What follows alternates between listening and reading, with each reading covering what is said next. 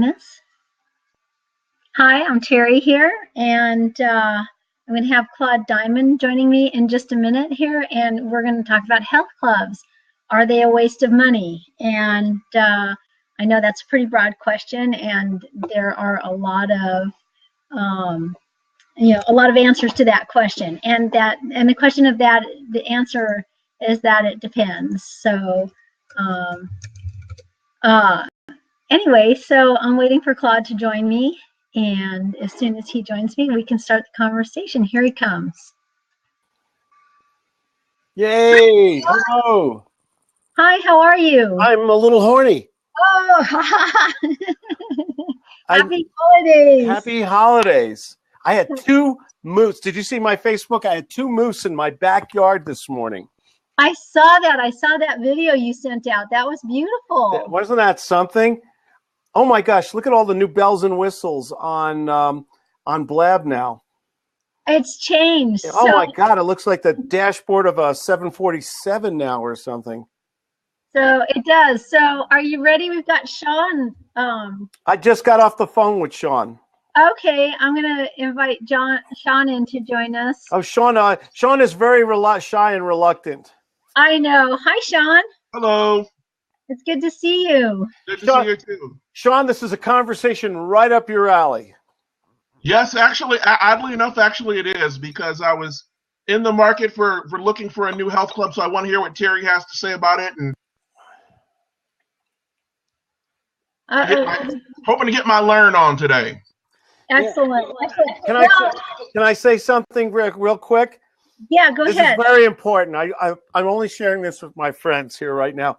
This is the first official slice of, what do they call that cake you use as a doorstop?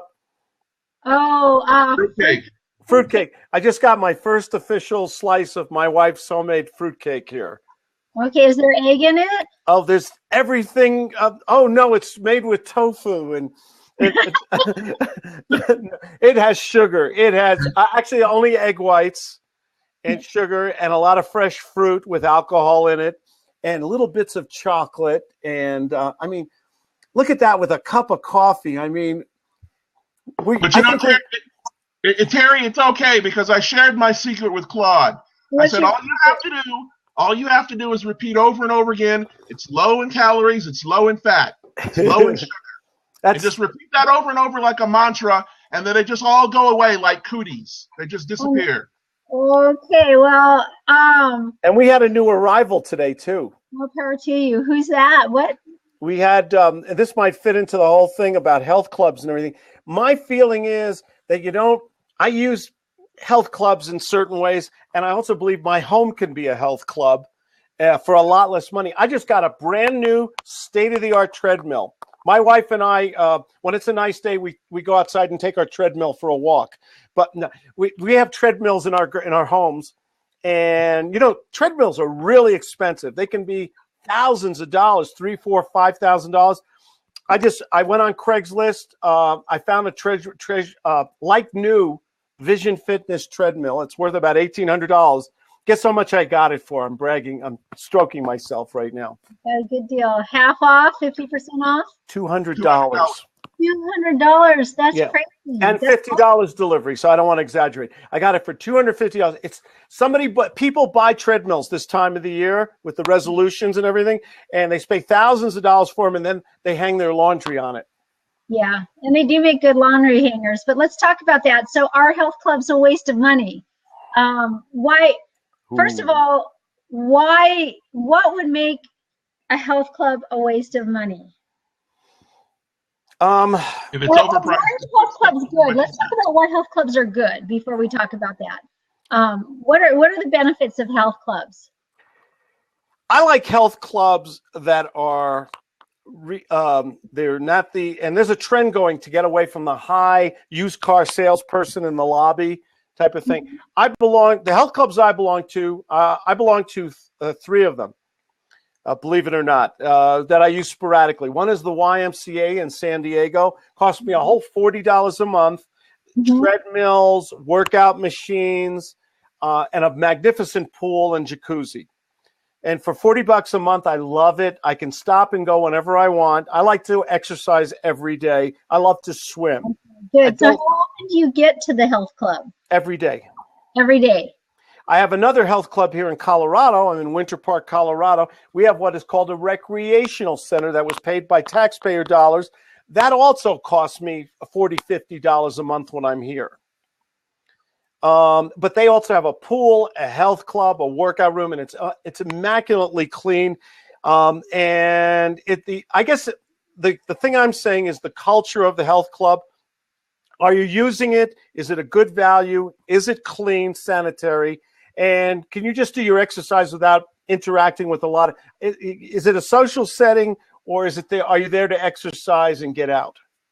Right. So you're using your health club daily. Wherever you go, you have a place to go, and you go every day. So yes. In that case, and obviously you continue to use it, so it must be clean. It must meet your needs. Otherwise, you wouldn't go every day. So in that case, would you say that's a waste of money? No, I think I'm getting great value. I think I feel good. I love exercise. I love to feel good. I'm talking about there's other kinds of health clubs that cost a lot more money. You get your personal coach. They're much more interactive with people and things like that. I don't want that. I just want to go there, do my laps. I want to go in the jacuzzi. I want to go in the steam room. I want to go in the hot tub. I want to go do on the treadmill. Hopefully, and I like to be. I've seen a lot of health clubs and they're dirty. Also, that's a big pet peeve of mine. Have you ever seen it? You know, the locker rooms are yucky and smelly and moldy. And yeah, have I been going to the wrong health clubs? No, they all exist. And the other thing is sometimes people don't wipe off their equipment after they've been sweating on them. Although that's yeah, but no, that's something else. So so you get value out of going to your health club. You use your health club all the time and you like it. So there are a lot of benefits to doing that. Do most people do that, Terry? What's that? Do most people, a lot of people right now with their resolutions sign up for these health clubs. They use them for a week and then they're stuck with these monthly payments ad infinitum, you know? Right. As a matter of fact, many of the people join it. It turns out that only about a third of the people, so 2/3 of the people who pay for these memberships do not use them. They don't go to the gym. Wow. So only about a third of the people who pay for memberships go to the gym. And in fact, I saw a really interesting statistic that for a lot of these gyms and health clubs, their goal is to sell knowing that only 1 in 5 people are going to go to the gym. So they sell 5 times more memberships than they expect to actually get used. So, I mean, that's just part of the business model. So, actually, can I add something sure, to that? Go ahead.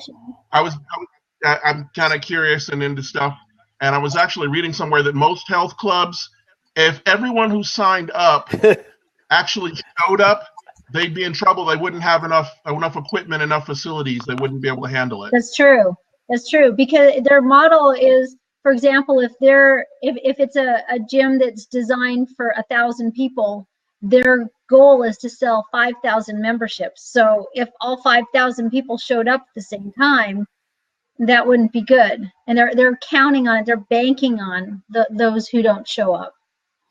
There's maybe you can help me. I read this article a couple of weeks ago. There's a new trend, and maybe somebody's watching this. There's a new chain of health clubs. They're very popular, and they're a lot less money. $10 a month, $20 a month, or something. You can quit whenever you want and stuff. And there's a new kind of culture started. Do you know the name of this, Sean or Terry? Yeah, they have They have the purple and yellow. God, I can't think of it right now, but their colors are purple and yellow, and it's like $10, and they kind of pride themselves on not being the place for like the meatheads and the steroid heavy lifters and all that kind of stuff, where you can just kind of come and work out and not have to deal with that, all that kind of stuff. Somebody will know the name and will probably come online. Yeah, it's not coming to me either, but these are more to fit lifestyles, to help people to not have to pay these, I mean, the average cost for, or the range in cost for memberships, what you're paying $40 a month is on the low end. You can pay up to $145 a month and more, and that's just for the basic membership. That's not including add-ons of personal trainers and scheduling various things, various services and amenities. So you can spend a lot of money. So for $10 a month or a pay-as-you-go is, actually for a lot of people makes sense. It makes a lot more sense. Planet Fitness. What's called that? Planet Fitness. Planet Fitness. Planet Fitness. And how much do they charge for Planet Fitness? Is that mostly like in New York City and LA and stuff like that? There's actually two of them here in Omaha. One of them is called Blue Moon, and the guy that runs that used to own the Golds franchise here, and he kind of changed his structure, and I think it had a lot to do with the licensing fees that Golds was charging. So he went to a thing where it's kind of like, it's for casual people, not the hardcore weightlifters, and come down, have a good time, $10 a month. And then there's another one, Planet Fitness. I think they're more of a national chain, and they charge, I think you can get a basic membership for $10 a month, and then they've got one for $20 a month where they have kind of like the suntan booth, and they've got this little, it's like a massage thing that you lay down, and it's got like these little fingers that massage you with heat, and I can't think of what it's called, but it's like a little massaging machine that you lay down with heat, and that's really, really nice. Nice. But that one, to get that, you have to pay the $20 a month. So, it's a lot less than most memberships. There's another place here in town that charges, I think theirs is like $67 a month is their cheapest. So it can get pretty expensive. I guess. Go ahead, Terry. I'm sorry. I was going to say what it really comes down to is what's your cost per visit. And that's where, not only your cost per visit, I mean, and even that's not necessarily a measure of if it's valuable or worth your time. It's just, do you get value out of showing up? Do you show up and do you get value out of it? Or are you just throwing your money away? And so then in a way, it doesn't really matter how much you spend, as long as it's within your budget, if you're getting value out of it and you're using it. Within your budget. What about, I think it has to be convenient. The health clubs that I belong to are no more than $40, $50 a month, and I do use them daily, religiously. So I'm in the habit of using them because I like to swim every day. And they're all a half a mile away. In San Diego, my health club, the YMCA, is a half a mile away. In Colorado, it's a half a mile away. I'm just lucky or something, and I like that. But what if you can't afford this, or it's you got to drive through traffic, or it's a big deal to get to your health club? Can you skip the whole health club and just? I always tell people, can you put on a pair of shoes and take a walk? Yeah, that's always possible. Absolutely. There are a lot of different ways to get your exercise. Well, why? Let's look at this. Why do people join gyms? What makes a gym membership appealing? And I see Scott Silverstein has joined us. Hi, Scott. Welcome. I'm broadcasting on Blab. What makes when you're talking about different ways to get your exercise or get activity, so what is it that makes people want to join health clubs? I think that's actually an interesting question. I think a lot of it, what originally and initially gets people is the marketing, the idea that I'm going to go to the gym and lift weights and look like the guy on TV or in the magazines. However, I think the reality is when people get done with work and they're tired and they don't want to go, they don't go, which is what kind of goes back to what we were talking about earlier. So a lot of people don't really they don't have the time, they don't make the time and make it a high enough priority to go. So is that a question about, and that's a really good point, but is that a question about, is it the health club or is it exercise in general? Would they go to a health club and work out? I mean, if it wasn't the health club, would they exercise anyway? Would they find an alternate way to exercise? Or are they not doing it? Why are people not exercising?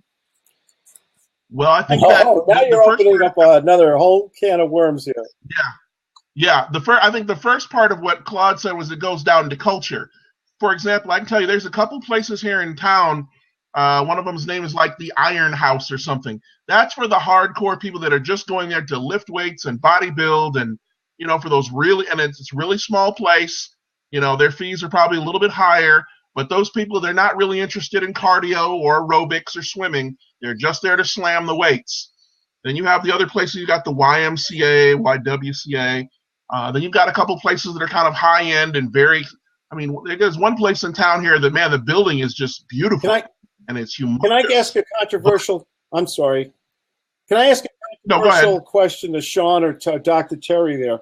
As I go to health clubs a lot, and I see short, stocky guys with humongous muscles working on the weights, not going to the treadmill or the track or the pool, swimming. But they got the muscles, but they don't. But they're still heavy set. Is that really what exercise is supposed to be? I would think being thin and muscular is better than stocky and doing the weights every day. That's a culture thing. If you stop and think about it, I mean, what are the kind of the archetypes that are put forward before us? It's the big, strong, manly muscle type of thing.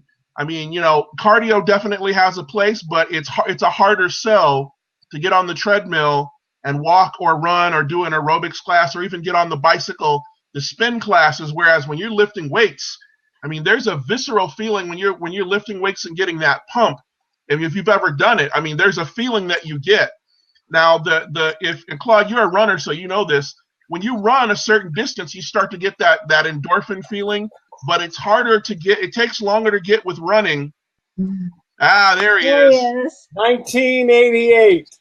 3 hours, 32 minutes. That's great. That's great. To me, healthy. I'm gonna get in trouble. I'm gonna be like Donald Trump and not be politically correct at all. To me, healthy is thin. Well, not muscular. I do work with weights. I like weights, but it's not my main. It's not my primary. My primary thing is to burn off I like exercise too, and I want to still fit my high school jeans, which is getting harder and harder sometimes. Yeah. Well. Being healthy to me is having open arteries. Oh, see, the doctor's right.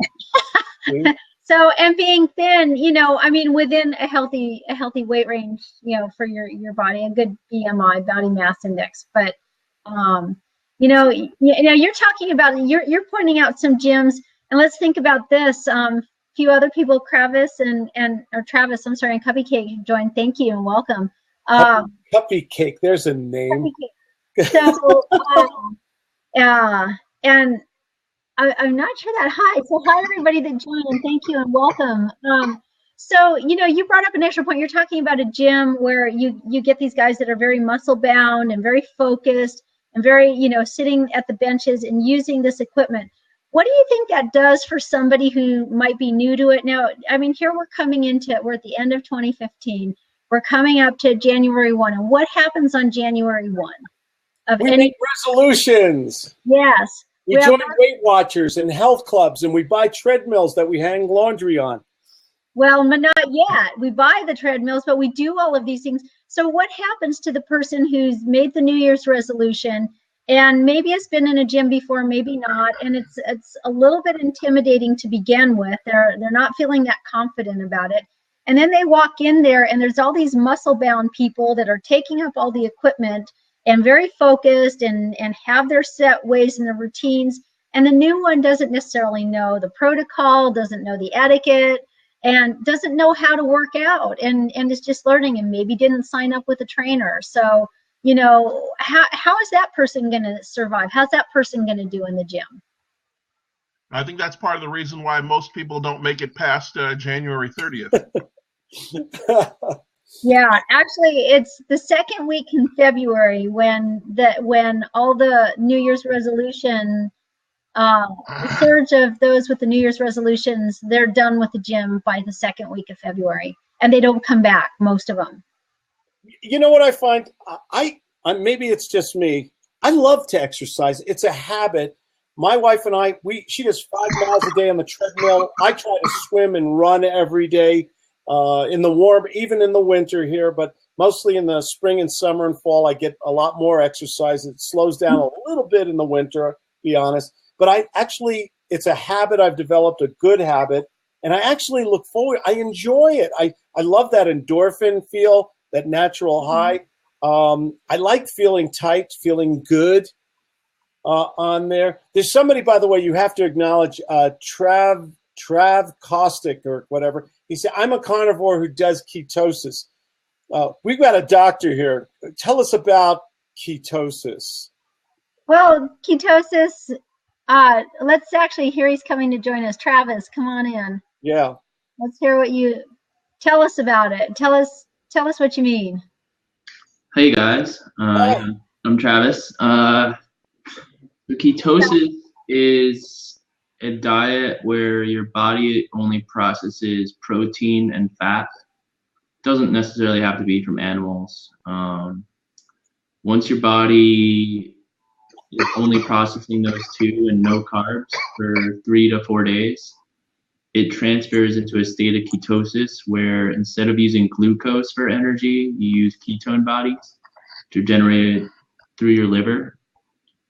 When you're in this state, you basically can't put on weight, and it means you don't need to really calorie count. Your body can't make, usually your body makes fat out of the extra glucose that you eat in your diets. So anything over like 20 to 50 grams of carbs per day can knock you out of ketosis. But once you're in that, you can basically just keep eating fat and protein, and you never need to eat carbohydrates. That means like potatoes or bread or pasta or fruit. You can have like some like low carb veggies like spinach or like green things, but you want to like avoid the roots. Isn't that Atkins. Yeah, this is just a scientific name for it. Yeah. Wasn't this based on the Atkins diet from years ago? Yeah. I remember I was on it, and the results were spectacular. You get to eat bacon all day long if you want, but then if you bite into an apple, you gain 5 pounds. Right. Yeah. It's it kind of turns the whole idea on its head.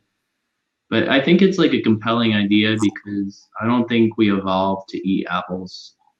I think we evolved by hunting animals and eating them. All right.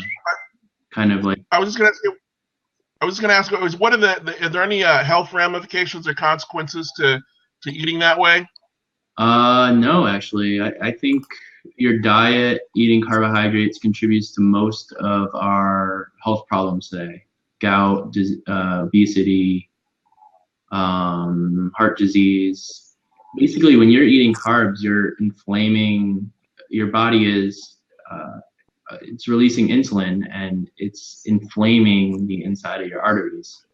So that leads to probably cancer and obesity gain and all these other problems that we just kind of started to accept. Like modern civilization kind of created all these problems. They didn't exist 200 years ago. And you can kind of import these diseases if you import these grainy diets into like new populaces. So if you have like a island that only eats coconuts and fish, and you bring them beans and rice, they're all going to gain weight. They're going to lose out on their life expectancy, and they're going to kind of develop all these random diseases that we just take for granted as always existing. I'm a little bit curious because I think I seem to read somewhere that ketosis is either hard on your liver or your kidneys, isn't it? Let's go to the doctor here. Yeah. We have a doctor in the room. Go ahead, Terry. Well, I'd like to know, how long have you been on this ketosis diet? How long have you done this consistently? Maybe 2 years or so. I'm very skinny. I'm like 6'2" and 160 or so. Okay. How's your cholesterol? How's your blood works? Good. Yeah, I think my blood is very good. I would keep an eye on it with a diet like that. You know, historically, Terry, what I've understood from people in Japan who eat a lot of fish and rice and things, people who've come from a more agrarian, less high protein cultures that come to America and start eating burgers and things, societies that had no heart disease or very low incidence of cancer or a prostate cancer or anything. They come to our society and start eating our meat based diet. All of a sudden, get all the things that they never had before. Terry? I mean, you're just picking burgers. I mean, I don't think that's all they're eating. They're eating Oreos and they're eating processed foods. Let's make a distinction here too. I would have to disagree that ketosis is a healthy state. I don't believe that it is. That's not what our bodies were designed for. And in fact, glucose is the only fuel that our brains can use. Our brains can't burn fat. Can our liver create the glucose necessary to run our brains? Well, we have to ingest it, and it comes from whole. No, we don't have to ingest it. There's a natural process in our body that creates all the glucose our brains need. And only eating. What is that process? I'd have to look it up. Okay. Yeah, I suppose in extreme conditions, our body's going to, that's probably part of our survival mode. I'm not as familiar with that. I know that our bodies are capable of producing various things that means that our bodies produce protein. But just all of the scientific evidence that I've seen and I'm familiar with, we're talking about a distinction too. When you say carbs, and a lot of people say carbs as a general term, there's whole carbs, which as nature makes it, and then there's processed carbs, which is what tends to get into the Oreo cookies, as you just mentioned, and various other foods, the white breads, the cakes, and the pastas, and the cookies, and all those kind of things. And it's those processed carbs that are basically essentially sugar, or they're converted to sugar instantaneously when we eat them. And those cause the problems. That is why, that's part of the standard American diet, and that's why we look the way we do. But there's been lots of studies on other cultures that eat essentially a plant-based diet and have no heart disease. They have very little cancer. They have very little, if any, diabetes. And they move to the U.S. and adopt our diet, which is everything. It's the meat, it's the processed foods. And they get sick. They adopt our diseases too. They adopt the high incidence of heart disease and of diabetes, the cancers, you name it. Take your pick. So I do have to disagree with you. I'm not disagreeing that ketosis, you will lose weight and you'll stay thin, and you're clearly thin. How about, do you work out? A little bit. I think what? Or do you control everything in your weight and your physique through your diet, your high protein? Yeah, it's mostly diet. I mean, I do some jujitsu, and I'm active. I mean, more or less, but I don't I think exercise and cardio makes you good at pumping blood, and exercise makes you strong and builds your muscles. Do you need a gym? Do you need a gym to do all that sort of stuff, Travis? No, I don't go to the gym. I mean, why not? Why do you not go to the gym, if you don't mind me asking? Laziness, probably. Okay, that's honest. I appreciate that. I have a couple weights. I know I could do push-ups every morning. I could do basic dips and sit-ups and stuff. I don't know. I feel like I'm 26. What more do we need our bodies to do? I move. Last. Yeah, I know, but someday you're going to be 56 and 66. Yeah, and my dad's very healthy. I mean, it's do I want to overexert myself now, or do I want to create a lot of muscle that I don't really need? What's the advantage, I guess, of having a lot more muscle at this point? It's just more. We were talking about that before. Is that kind of what's the whole muscle thing about? I mean, I think, Terry, you brought up the best point. You could be muscle bound, you could be thin, but is your plumbing good? Right. Yeah, you need your plumbing to be working right in order for everything else to work. Yeah, you want that. You want those nice, clean, clear arteries, and that heart working wonderfully, and and staying small, not enlarging, and the blood pressure staying within the limits. And I mean, well, exactly.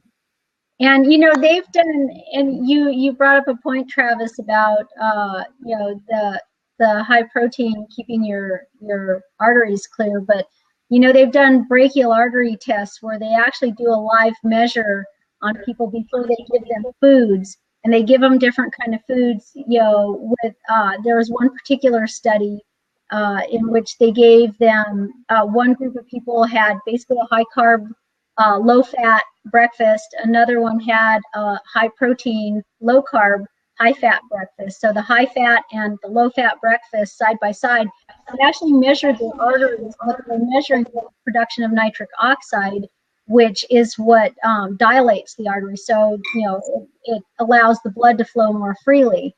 And so for those who had the low fat, high carb breakfast, they had no impact on their arteries. Their arteries were producing nitric oxide, and in other words, their endothelial cells, which produce the nitric oxide, were working properly. Now, those who had the high fat diet, the high protein diet, high fat, animal fat, actually had constriction of their arteries. So they damaged their endothelium for a period of time, and it took a few hours for that to repair. And a lot of other studies have been done, but that's just one that was a very direct study, direct evidence that showed that the endothelial cells are damaged by the oils and by the fat, and when they're damaged, they get sticky, and that's when the cholesterol and fats and other debris stick to them, and that's when you start building these plaques and getting blockages eventually. Hey, Travis, I just have a quick question. Did you say you were 26? Is that correct? Yep. Yeah, I think if you're gonna, my one suggestion, because I've known a couple people who have done that similar thing that you're doing, I would make it a point to get your blood work done probably more regularly, like maybe every 6 months, because one of the realities is you can do that at 26, but you start getting up to 30 and 35. Your body's ability to bounce back from some of that stuff is not as quick or as easy. So that's something else to keep in mind as well. Yeah. I feel like the science behind ketosis is fairly good in terms of saying I'm not going to have any problems with blood work. That all of that comes from eating carbohydrates. So. And I'm not sure I would feel better on high carb, low fat. You feel hungry, you have sugar crashes. Actually, you don't. If you're eating the processed foods, I live on pretty much 100% carbs. Well, not 100, but not 80% carbs. You actually, if you're eating the whole foods, you're not eating the processed foods. Your body, it's actually regulated. Your body can't digest them fast enough to get them into your blood to spike your blood and cause the insulin spike. Right. So you actually have a pretty steady stream of the glucose getting into your blood, and you're getting the fiber, which is what slows down the absorption of the sugar, and it also slows down the processing so that you get an opportunity to absorb more of the nutrients from the foods as well. So, and Pine Creek, who, thank you for joining in. Thank you for joining us and for your comments. I think is correct. You may actually feel a lot better. You tend to have more energy. I coach people all the time on adopting this lifestyle, and they're doing it for health reasons. And people with diabetes, people with heart disease, people with Parkinson's disease, and across the board, they get more energy and they feel better, and they're not having these spikes. But that's because they're we're also getting away from the processed carbs, which I know is what you're talking about. It's those processed carbs that do that cause the sugar spikes. But the whole carbs, the whole, complex carbohydrates, with all the fiber, actually has a lot of healthful benefits. So, and Pine Creek, I would agree, he is right. Carbs do make dieting easier when you can eat all that you want. I know you're talking about in ketosis, you're not counting calories. On a plant-based diet, you're not counting calories either, and you're not having portion control, and you're pretty much eating all you want when you want, and and feeling great in even a matter of days. You can start to have a lot more energy. How are your energy levels? Very high. Yeah, like I usually feel really good. I know I'm like very rarely hungry. You get very full very quickly. Mm-hmm. I mean, you really only need like that much fat. Like, I would agree with that. You need only a little bit of fat, but you do need some fat. yeah, you do need some fat and you need some protein. I think you can actually live on like a pemmican food source, which is just like just pure beef fat and beef protein.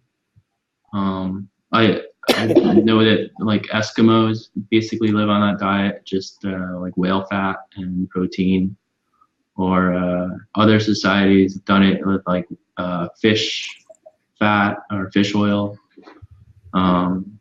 You can, I think it's kind of like the energy source of the future, because like right now we throw all this fat away and we think it's bad for us, and I think it's really the other way around. So, one thing to keep in mind, because I've read some studies about the Eskimos and whatnot, living just off of whale blubber and meat and stuff. One of the things to keep in mind is that the meat that we typically get in this country has got stuff, chemicals, additives, hormones. If you're going to do something like that, you'd probably need to go to completely what they call organic or non-treated meat, and it's harder to find and it's more expensive. Yeah, but that would be the way to go, because any typical supermarket you're going to go into is going to have that stuff in it. You'd really probably have to pretty much live at Whole Foods or natural grocery chains to get your food sources. Pine One Creek just said high carb will help your sex drive. Without being graphic, isn't one of the ways to measure your circulation and things like that by, help me out here, somebody fill in the gap. Yeah. Well, I'll tell you a couple things. Erectile dysfunction is a warning sign of heart disease, because your circulatory system, your plumbing runs through your whole body, and the same plumbing that allows you to raise the flag it's the same plumbing that goes to your heart and your brain and everywhere else in your body. Raise the flag is a new medical term, isn't it? And actually, here's some trivia. I used to work for Pfizer, and that is that Viagra was actually a drug that was in phase 3 clinical trials for heart disease. And I believe it was actually for blood pressure, the blood pressure medication. And in the clinical trials, all the men consistently reported this little side effect that happened from the drug. And so it took a completely different spin. And so the birth of a billion-dollar industry. That's right. So Viagra was born. Yeah, but Viagra is just a temporary. It's not it's not resolving the problem. No, it's not. It's treating the symptom. It's not solving the problem. It's not solving the problem. And will the health club solve the problem? Working on the treadmill or the weights or anything? It doesn't hurt, but that's never been that. Alone has not solved that problem. But I will tell you, and this is backed with in the scientific literature and the medical literature, that a whole food plant-based diet is the only diet, the only lifestyle, the only way of eating that has stopped and reversed heart disease. It also, completely, with no medication, no procedures. Because if you talk about heart disease for a minute, the treatments of heart disease, surgical treatments, you can get stents put in that'll open up your arteries. You can get your arteries bypassed, which means they have to cut into your leg to pull out an artery or a vein that they can use to bypass the blockage in your artery. And while those are great, they might get you going and they might solve an immediate problem. They're not going to make the heart disease go away. A whole food plant-based diet really does make heart disease go away, and there's so many angiograms that you can look up. You can Google angiograms on a plant-based diet, and you can see the repair over time from this lifestyle. And so, and if everything's working properly, if you're reversing your heart disease and you have the blood flow going everywhere, it's going everywhere. So everything's going to be working properly. So yes, Hey, Yeah. Hey Terry, I don't want to steer you too far away from the topic of health clubs, but I wanted to ask something controversial because I do a bit of reading and a little bit of research on my own, and one of the things I have trouble with is talking about the plant-based diet and eating healthy and whatnot.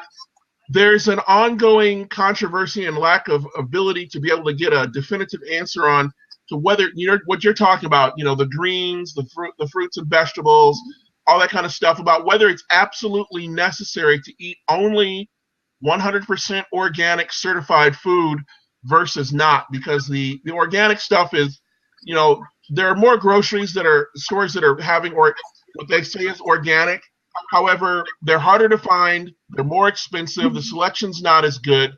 But then the question comes up is it absolutely necessary to have 100% certified organic, or is just being able to reduce and repair heart disease and clogged arteries if you just switch to eating more greens and vegetables and that kind of stuff?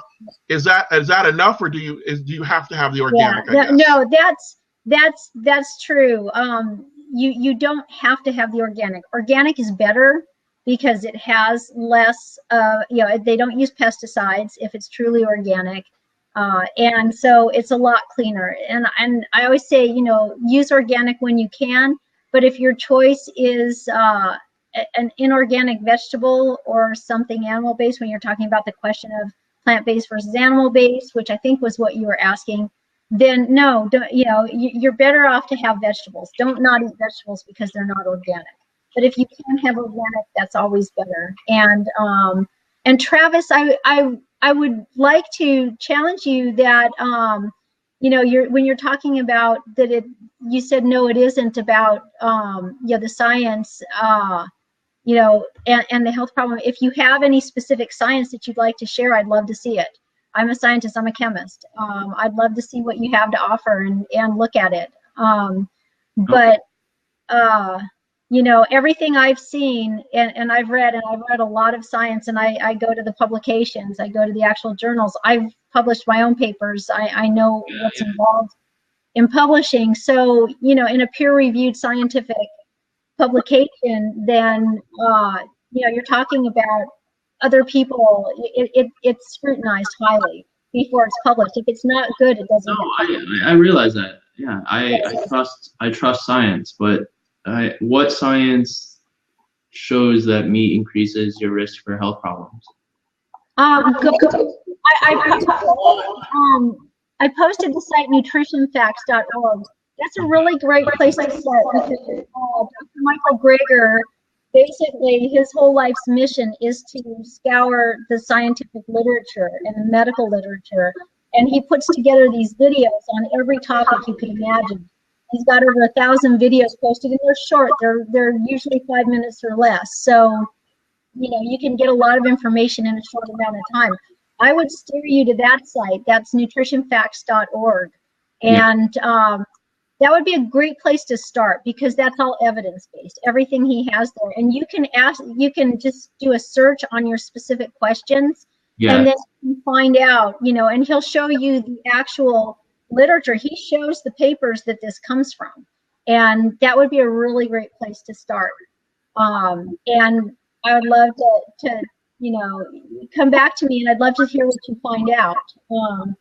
So Claude, it looks like you're gonna have to sign off. I'm gonna have to sign off soon. So let's wrap up on the question. Actually, got a little topic here.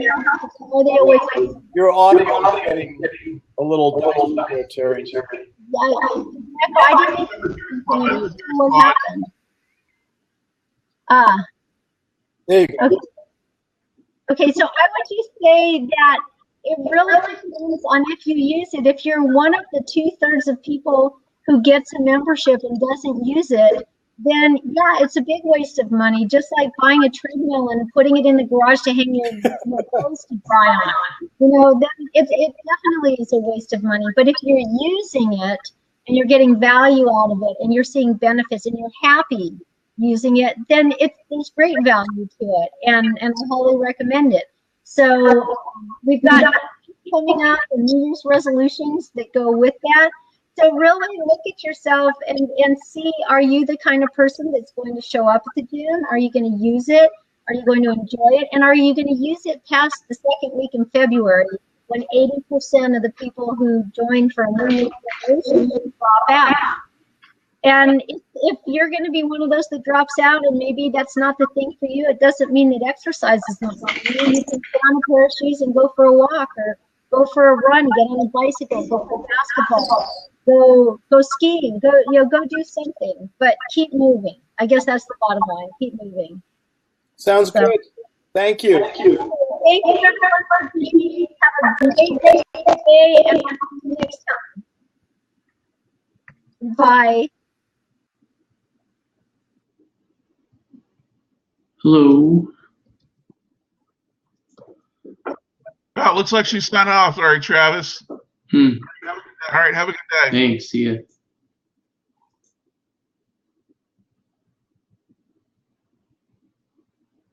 Huh.